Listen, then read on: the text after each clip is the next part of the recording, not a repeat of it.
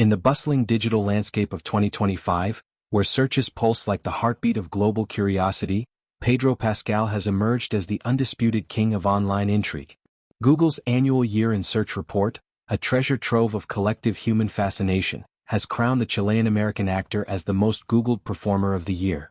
This accolade isn't just a fleeting nod to popularity, it's a testament to Pascal's magnetic pull, drawing millions into his orbit through a whirlwind of blockbuster roles, heartfelt revelations, and that enigmatic charm that seems to transcend screens.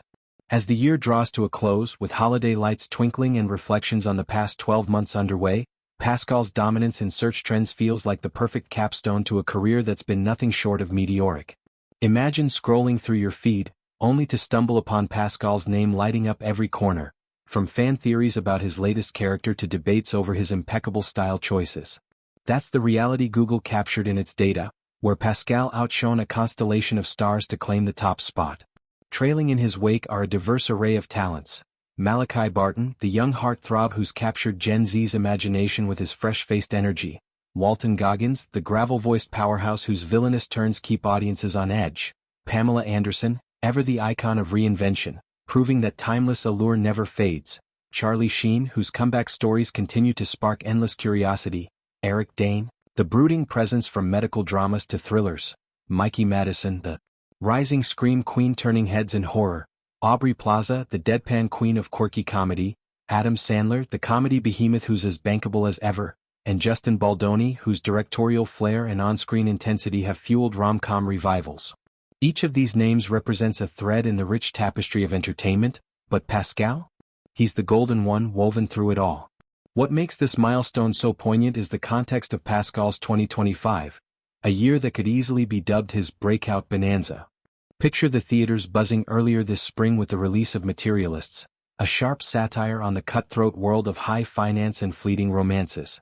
In it, Pascal slips into the skin of Henry, a slick private equity investor whose life unravels in a cascade of moral dilemmas and unexpected alliances. Critics raved about his nuanced portrayal, how he balanced the character's ruthless ambition with flickers of vulnerability that hinted at a man grappling with the emptiness of his empire. Pascal's performance wasn't just acting, it was a masterclass in subtlety, earning him whispers of awards buzz that echoed across red carpets and late-night talk shows. Fans dissected every scene, from Henry's tense boardroom showdowns to his quiet moments of reflection under neon-lit skylines, turning the film into a cultural touchstone for discussions on wealth and worth in modern America. But Pascal didn't stop there. Summer brought Eddington, a gritty neo-western that plunged him into the dusty Badlands as Ted Garcia, a jaded lawman haunted by ghosts of his past. Directed by a visionary auteur with a penchant for blending spaghetti western tropes with psychological depth, the movie pitted Pascal against a rogues gallery of outlaws in a tale of revenge and redemption. His portrayal of Ted, stoic yet simmering with unspoken rage, drew comparisons to classic anti-heroes like Clint Eastwood's Man with No Name, but with a contemporary edge that spoke to themes of immigration, identity, and the American dream's frayed edges. Box office numbers soared, but it was the search spikes that told the real story. Queries for Pedro Pascal Eddington accent and Ted Garcia backstory explained flooded Google's servers, as audiences sought to unpack the layers he'd infused into the role. Interviews poured in where Pascal humbly credited his co-stars and the director's bold vision, but it was clear, this was his film, his moment to redefine the genre. As autumn leaves turned, Pascal capped his triumphant trio with Fantastic Four. First Steps, the Marvel Cinematic Universe's long-awaited reboot that promised to reshape superhero storytelling. Stepping into the shoes of Reed Richards, the brilliant but flawed Mr. Fantastic, Pascal brought a cerebral intensity to the role that grounded the spectacle in human emotion. Fans had speculated wildly about his casting, wondering how the actor known for brooding intensity in The Last of Us would stretch, literally and figuratively, into the elastic leader of the Fantastic Four. The answer? Seamlessly. From Reed's intellectual clashes with Johnny Storm's hot-headed bravado to tender scenes with Sue Storm that hinted at budding romance, Pascal's Reed was a beacon of intellect amid chaos.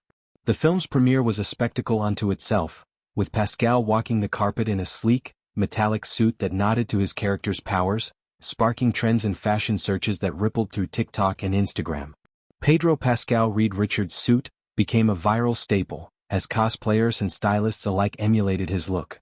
Behind the scenes, Pascal spoke of the role's challenges, mastering the motion capture tech, collaborating with a green screen ensemble, and infusing heart into a franchise often criticized for prioritizing effects over empathy.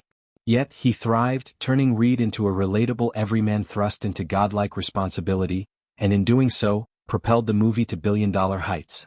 This Google crown isn't mere serendipity, it's the culmination of Pascal's deliberate evolution as an artist.